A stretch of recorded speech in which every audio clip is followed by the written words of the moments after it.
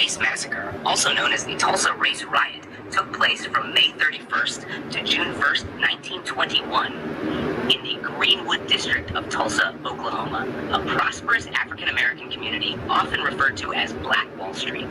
It is one of the worst incidents of racial violence in American history. What happened? Trigger event. On May 30th, 1921, a young black man named Dick Rowland was accused of assaulting a young white woman, Sarah Page, in an elevator. The details were murky, and Page later declined to press charges.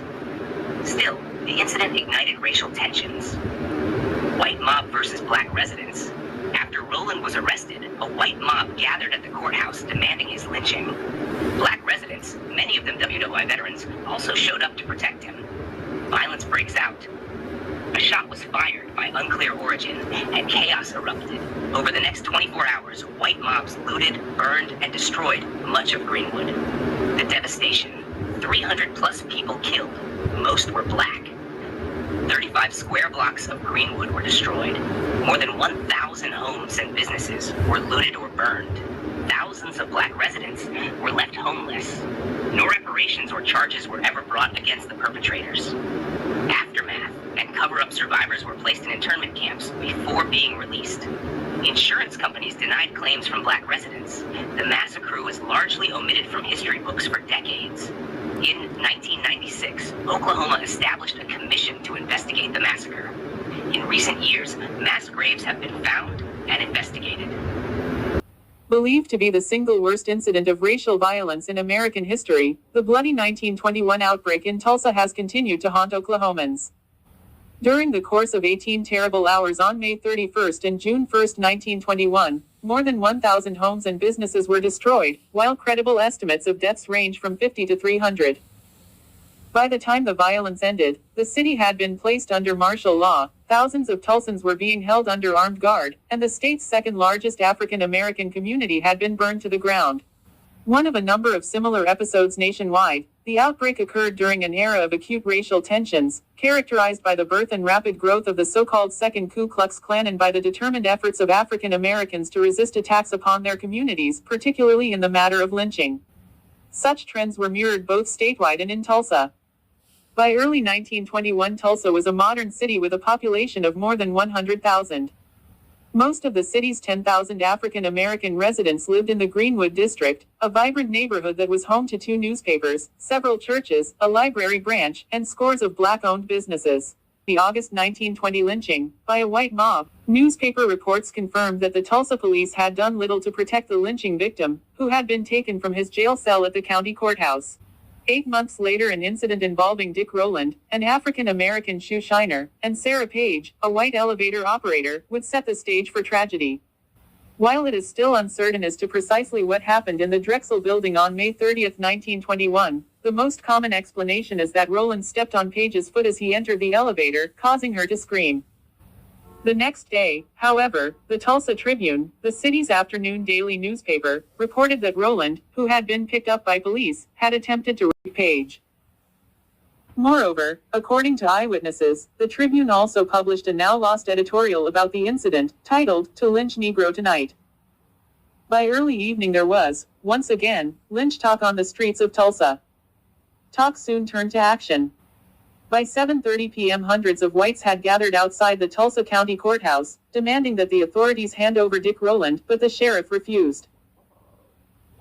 At about 9 p.m., after reports of the dire conditions downtown reached Greenwood, a group of approximately 25 armed African American men, many of them World War I veterans, went down to the courthouse and offered their services to the authorities to help protect Rowland.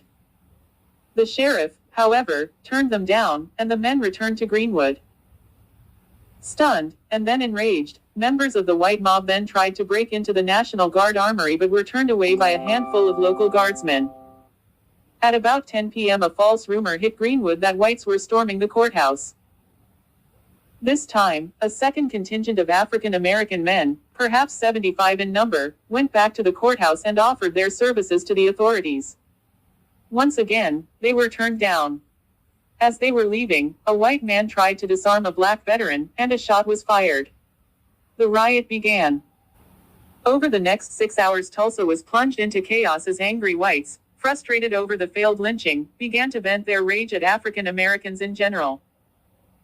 Furious fighting erupted along the Frisco Railroad tracks, where black defenders were able to hold off members of the white mob. An unarmed African American man was murdered inside a downtown movie theater, while carloads of armed whites began making drive-by shootings in black residential neighborhoods. By midnight, fires had been set along the edge of the African American commercial district. In some of the city's all-night cafes, whites began to organize for a dawn invasion of Greenwood. During the early hours of the conflict, local authorities did little to stem the growing crisis. Indeed, shortly after the outbreak of gunfire at the courthouse, Tulsa police officers deputized former members of the lynch mob and, according to an eyewitness, instructed them to get a gun and get a. Local units of the National Guard were mobilized, but they spent most of the night protecting a white neighborhood from a feared, but non-existent, black counterattack. Shortly before dawn on June 1st, thousands of armed whites had gathered along the fringes of Greenwood. When daybreak came, they poured into the African American district, looting homes and businesses and setting them on fire. Numerous atrocities occurred, including the murder of A.C. Jackson, a renowned black surgeon, who was shot after he surrendered to a group of whites. At least one machine gun was utilized by the invading whites, and some participants have claimed that airplanes were also used in the attack. Black Tulsans fought hard to protect their homes and businesses, with particularly sharp fighting occurring off of Standpipe Hill. In the end, they were simply outgunned and outnumbered. By the time that additional National Guard troops arrived in Tulsa at approximately 9:15 a.m. on the morning of June 1st, most of Greenwood had already been put to the torch. A brief period of martial law was followed by recriminations and legal maneuvering. Even though Dick Rowland was exonerated, an all-white grand jury blamed black Tulsans for the lawlessness. Despite overwhelming evidence, no whites were ever sent to prison for the murders and arson that occurred. The vast majority of Tulsa's African American population had been made homeless by the event.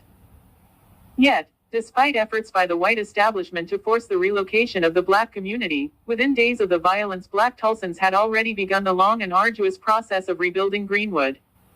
Thousands, however, were forced to spend the winter of 1921 living in tents.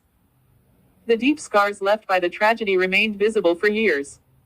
While Greenwood was eventually rebuilt, many families never truly recovered from the disaster. Moreover, for many years the violence became something of a taboo subject, particularly in Tulsa. A state commission was formed in 1997 to investigate. The report recommended that reparations be paid to the remaining black survivors. A team of scientists and historians uncovered evidence supporting long-held beliefs that unidentified victims had been buried in unmarked grave sites. One of the great tragedies of Oklahoma history, this eruption of bloodshed and destruction in Tulsa has lived on as a potent symbol of the ongoing struggle of black and white Oklahomans to forge a common destiny out of an often troubled past.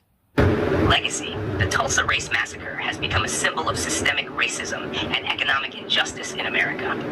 In 2021, marking the 100th anniversary, President Biden became the first sitting president to visit the site and acknowledge it publicly. Survivors and their descendants have pushed for justice and reparations, though legal challenges continue.